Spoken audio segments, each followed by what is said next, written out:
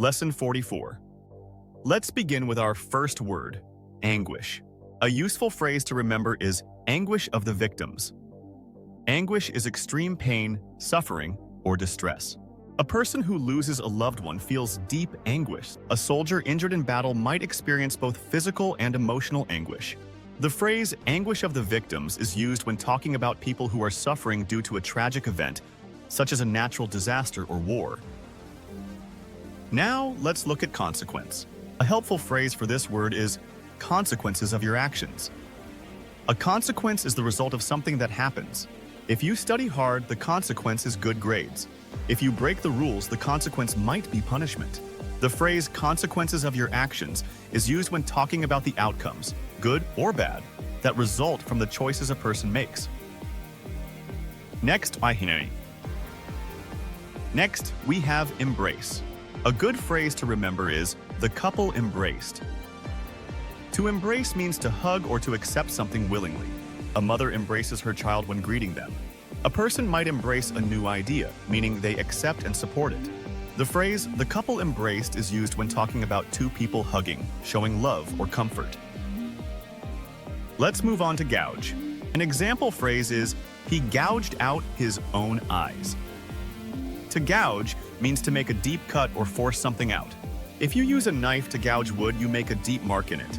In myths and stories, characters sometimes gouge out their eyes as a form of punishment. The phrase, he gouged out his own eyes, is often used in dramatic stories to describe someone removing their eyes, usually as a painful or symbolic act.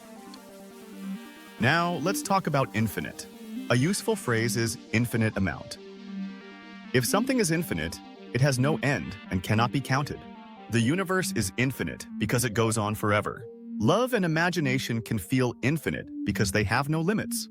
The phrase infinite amount is used when talking about something that seems endless, such as stars in the sky or grains of sand on a beach. Next, we have manual. A great phrase for this word is instruction manual.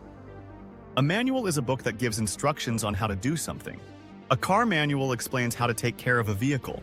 A new gadget comes with an instruction manual that tells users how to operate it. The phrase instruction manual is used when talking about a guidebook that provides step-by-step directions. Let's move on to obsolete. An important phrase to remember is obsolete computer equipment.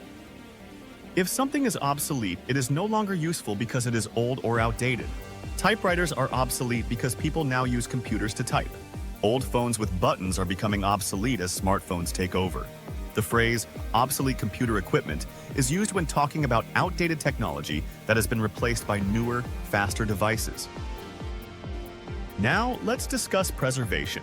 A phrase to associate with this word is wildlife preservation. Preservation means keeping something safe or in good condition.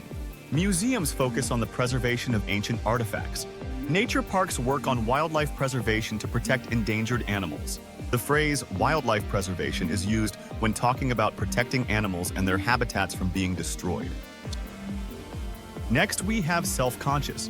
A useful phrase is don't be so self-conscious. If someone is self-conscious, they feel overly aware of themselves, often in an uncomfortable way. A person might feel self-conscious when giving a speech in front of a crowd. Someone who worries too much about how they look or what others think might be very self-conscious. The phrase, don't be so self-conscious, is used when encouraging someone to relax and not worry too much about their appearance or actions. Finally, let's talk about universal.